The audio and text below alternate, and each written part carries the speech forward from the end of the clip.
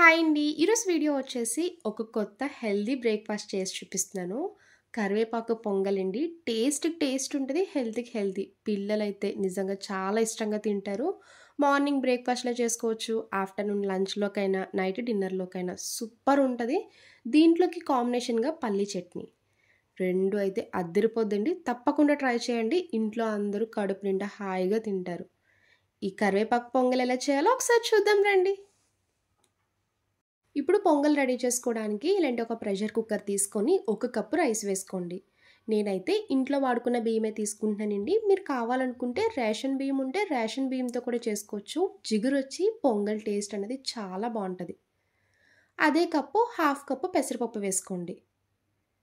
ఇప్పుడు ఇలా ఒకసారి కలుపుకున్నాక 2, 3 సార్లు శుభ్రంగా వాష్ చేసుకోవాలి. ఇలా కడిగి పెట్టుకున్న పప్పు బియ్యంలో ఇప్పుడు వాటర్ వేసుకోండి. ఏ కప్‌తో రైస్ వేసుకున్నామో అదే కప్‌తో 4 కప్పులు వాటర్ వేసుకోవాలి.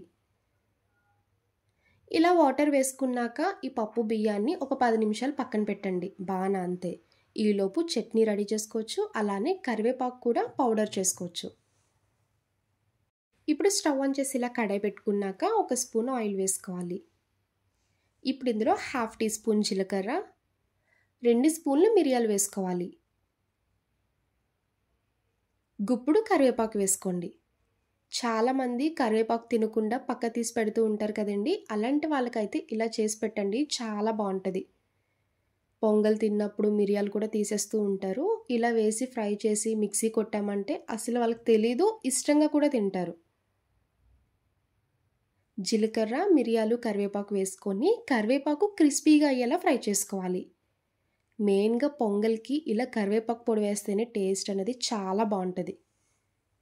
చూడండి వీడియోలో చూపిస్తున్నట్టు కరివేపాకు ఈ విధంగా క్రిస్పీగా అయ్యేలా ఫ్రై చేయాలి. అప్పుడే మిక్సీ చేయడానికి పౌడర్‌లా వస్తది. ఇప్పుడు ఇంకా స్టవ్ ఆఫ్ చేసుకోండి. ఇలా కొంచెం చల్లగా అయ్యాక మిక్సీ జార్‌లో వేసుకొని మెత్తగా పొడి చేసుకోవాలి. ఇప్పుడు అదే కడాయిలో ఇంకొక హాఫ్ టీ స్పూన్ నూనె వేసుకొని ఇలా పల్లీలు వేసుకోవాలి. కరివేపాకు పొంగల్లోకి పల్లీ చట్నీ కాంబినేషన్ చాలా బావుంటదండి. ఇదనే కాదు మీరు కావాలనుకుంటే టమాటా చట్నీతో అయినా కాంబినేషన్‌గా తీసుకోవచ్చు. పల్లీలు వేసుకున్నాక పచ్చివాసన పోయే వరకు ఫ్రై చేయండి. ఇలా పల్లీలు ఫ్రై చేసుకున్నాక ఇప్పుడు పచ్చిమిరపకాయలు వేసుకోండి. మీరు కారం ఎంత తింటారో చూసి పచ్చిమిర్చి వేసుకోవాలి. పచ్చిమిర్చి వేసుకున్నాక ఒక 2 నిమిషాలు ఫ్రై చేయండి.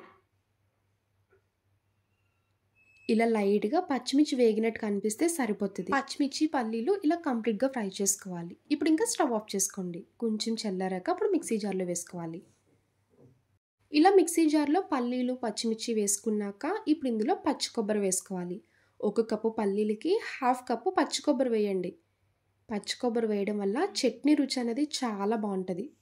4 వెల్లుల్లి రెబ్బలు, మీ టేస్ట్‌కి తగ్గ ఉప్పు వేసుకున్నాక వాటర్ యాడ్ చేసుకొని మిక్సీ చేసుకోవాలి. మీరు కావాలనుకుంటే చింతపండు వేసుకోవచ్చండి. నేనైతే ఈ చట్నీలో వేయట్లేదు.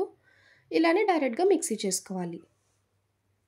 ఇలా చట్నీ మిక్సీ చేసుకున్నాక ఇప్పుడు ఈ చట్నీలోకి ముందుగా తాలింపు రెడీ చేసి పక్కన పెట్టుకున్నానండి. ఆయిల్‌లో శనగపప్పు, ఆవాలు, జీలకర్ర, ఎండుమిర్చి, కరివేపాకు వేసుకొని లైట్‌గా ఫ్రై చేసుకున్నాక ఈ తాలింపుని డైరెక్ట్‌గా చట్నీలో వేసుకోండి. పొంగల్లోకైనా, ఇడ్లీలోకైనా చట్నీ వేసుకున్నప్పుడు కొంచెం పల్చగా ఉంటేనే కన్సిస్టెన్సీ తినడానికి బావుంటది. కొంచెం వాటర్ యాడ్ చేసుకొని మొత్తం కలిసేలా కలుపుకోవాలి. చూడండి 10 నిమిషాలు అయ్యాక పెసరపప్పు బియ్యం కూడా చక్కగా నానాయి కదా! ఇప్పుడు కుక్కర్ మూత పెట్టుకొని విజిల్ పెట్టి స్టవ్ ఆన్ చేసి 4 విజిల్స్ వచ్చే వరకు కుక్ చేసుకోవాలి. మీరు ముందుగా చట్నీ రెడీ చేసుకొని, కరివేపాకు పొడి రెడీ చేసుకుంటే ఈలోపు పప్పు బియ్యం కూడా చక్కగా నానిపోతాయి. ఇలా 4 విజిల్స్ వచ్చేలా కుక్ చేసుకోండి. ఇప్పుడు పొంగల్లోకి తాలింపు పెట్టుకోవాలి. స్టవ్ ఆన్ చేసి ఇలా కడాయి పెట్టుకొని మీరు పొంగల్లో తాలింపు వేసుకున్నప్పుడు మాత్రం కంపల్సరీ నెయ్యితో వేసుకోండి. టేస్ట్ అద్భుతంగా ఉంటది. ఇలా 2, 3 స్పూన్లు నెయ్యి వేసుకోండి. నెయ్యి కరిగాక ఇందులో పావు టీ స్పూన్ జీలకర్ర, పావు టీ స్పూన్ ఆవాలు వేసుకోవాలి. 1 స్పూన్ పచ్చిశనగపప్పు, ఇంకొక స్పూన్ మినపప్పు వేసుకోండి. 10 వరకు జీడిపప్పు పలుకులు వేసుకోవాలి. జీడిపప్పు వేయడం వల్ల పలుకులు కింద తగులుతూ ఉంటే టేస్ట్ చాలా బావుంటది. ఇలా తాలింపు ఒకసారి ఫ్రై చేసుకున్నాక ఒక ఎండుమిరపకాయ కట్ చేసి వేసుకోండి. ఇప్పుడు ఇందులోనే కొంచెం ఇంగువ, కరివేపాకు, 3 పచ్చిమిరపకాయలు ఇలా చిన్నగా కట్ చేసి వేసుకోవాలి. ఇలా తాలింపు అంతా వేసుకున్నాక ఒక 2 నిమిషాలు ఫ్రై చేసుకోండి. పొంగల్లో తాలింపు వేసుకున్నప్పుడు నెయ్యితో పెట్టుకుంటేనే టేస్ట్ చాలా బాగుంటుందండి. ఎవరికైనా నెయ్యి స్మెల్ పడకపోతే నూనె వేసుకొనైనా చేసుకోవచ్చు. కుక్కర్ విజిల్ వచ్చేసాక ఒకసారి మూత తీసుకోవాలి. చూడండి రైస్ అయితే సాఫ్ట్గా బాగా కుక్ అయింది కదా. ఇప్పుడు గరిటె తీసుకొని మొత్తం కలిసేలా కలపాలి. ఎప్పుడైనా పొంగల్ తిన్నప్పుడు మరీ మెత్తగా వండకూడదండి, కొంచెం పలుకు ఉండేలాగా కుక్ చేసుకుంటే సరిపోద్ది. ఇప్పుడు ఈ పొంగల్లో మీ టేస్ట్కి తగ్గ ఉప్పు వేసుకున్నాక మిక్సీ చేసుకున్న కరివేపాకు పొడి మొత్తం వేసుకోండి.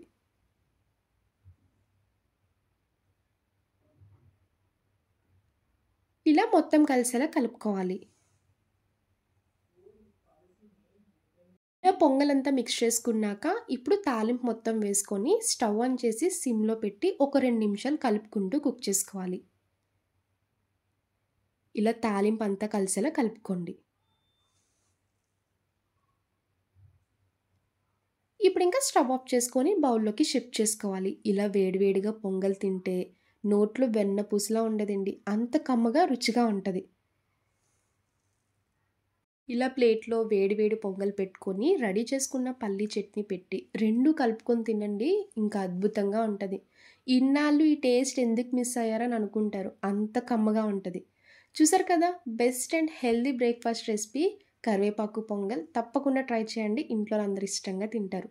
నా వీడియో మీకు నచ్చితే లైక్ చేసి షేర్ చేయండి. ఫస్ట్ టైం చూసే వాళ్ళు ఎవరైనా అయితే ప్లీజ్ అండి నా ఛానల్ సబ్స్క్రైబ్ చేయండి.